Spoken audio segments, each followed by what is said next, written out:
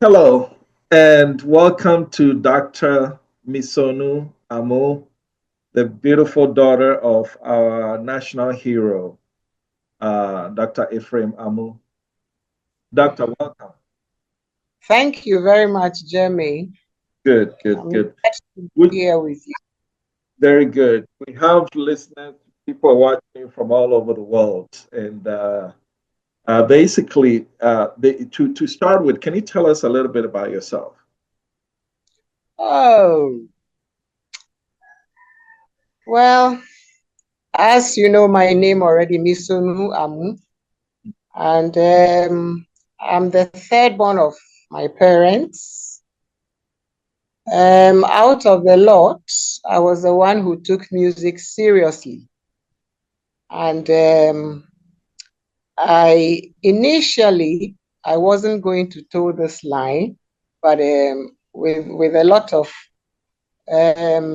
perhaps perseverance and then a lot of encouragement from my father, I decided to toe this line because I knew that he wanted somebody to pass on his legacy to.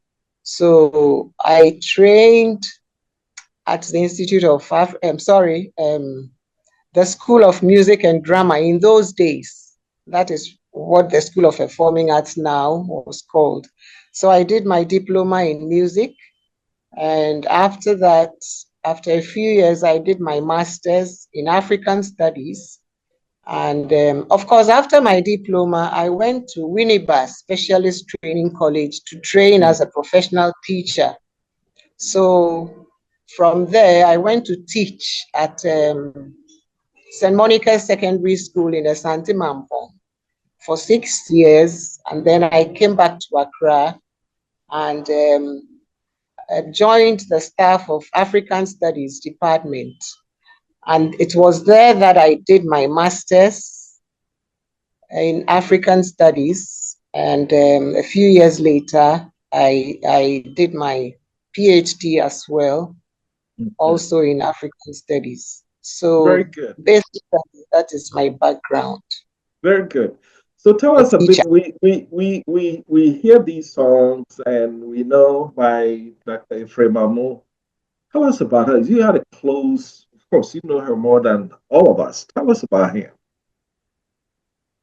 You mean Yenara Sasini? Your father, as the individual. What was he like? Yes, I was an individual. What he was like. That's correct. Oh, yes, he was a father to all. You know, a lot of people from afar thought he was so strict, he wouldn't even entertain you when you came to his house. But as soon as they enter the house, their mind is completely changed about the perception they initially had of him. And he's very, very liberal. He's endearing to all, a father to all, but a strict disciplinarian for that matter. And he wouldn't tolerate deceit. He wouldn't tolerate untruthfulness. You know, he wanted everything rightly done. So basically, he lived the life as espoused in the lyrics of Yenara Yasasini. Exactly so. Exactly so. What did he tell you about that song, the lyrics? What did he tell? I'm sure you held conversations with him about it. Well, the story about this song is that when he was in Akropong way back in the 1920s, he started writing African songs.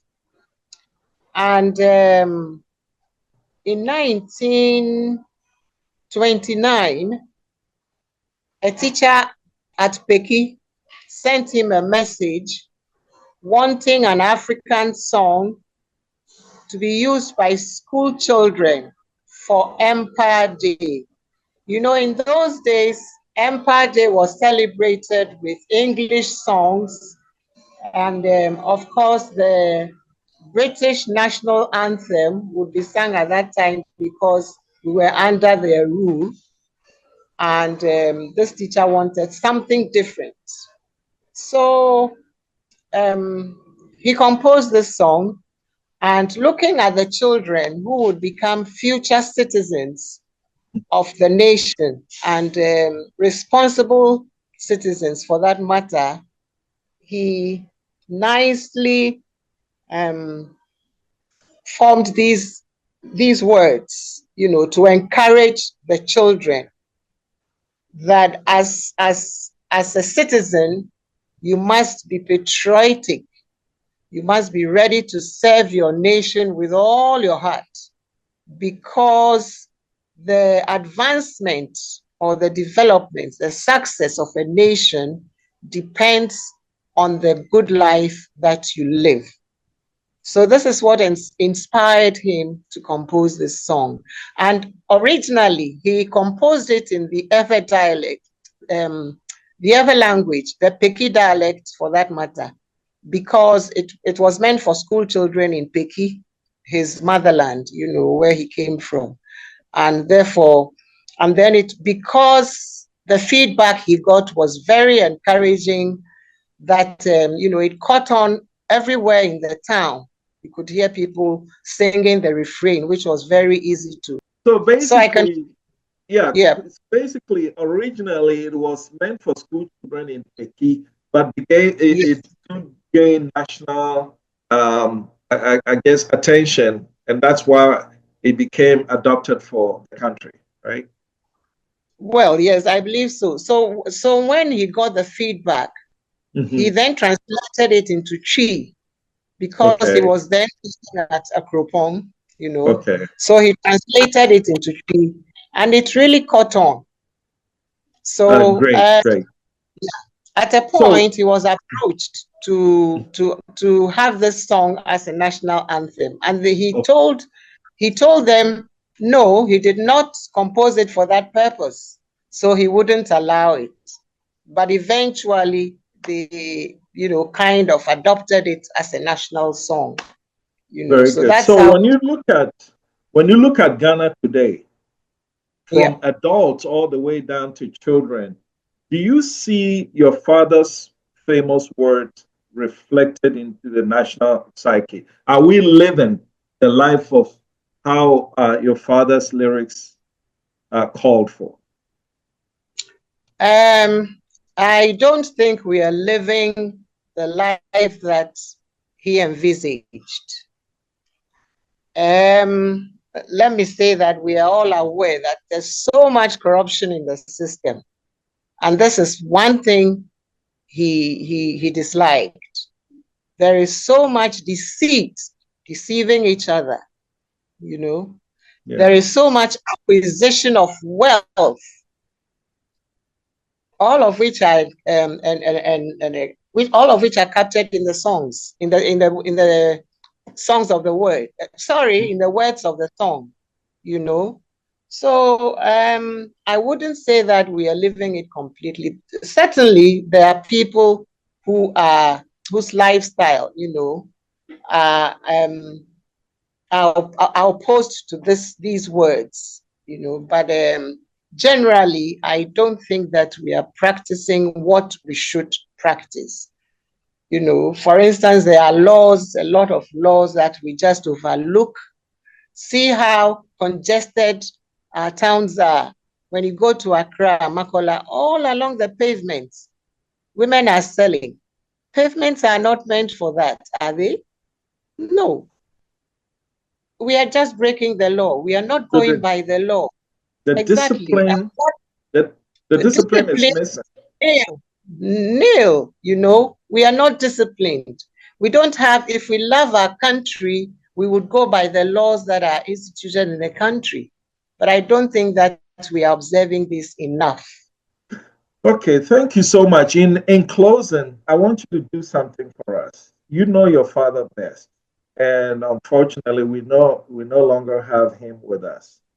So if you were to speak on behalf of your father to the nation, what one advice would you give us?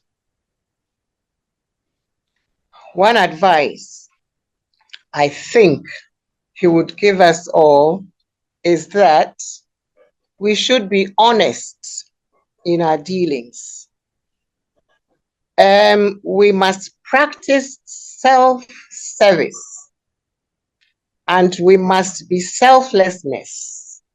We must have compassion and care for each other. Be respectful to all. Very good. Well, on behalf of the Global Diaspora Council, Dr. Ephraim Amu, I want to thank you for your time and your wisdom that you're speaking to us through your father. And we hope many of us on this platform, on this call, will carry those words and live our lives with them if we are not already doing so. Thank you. Some Thank you very much for giving me the opportunity to share this with you. Thank you. All right. Thank you.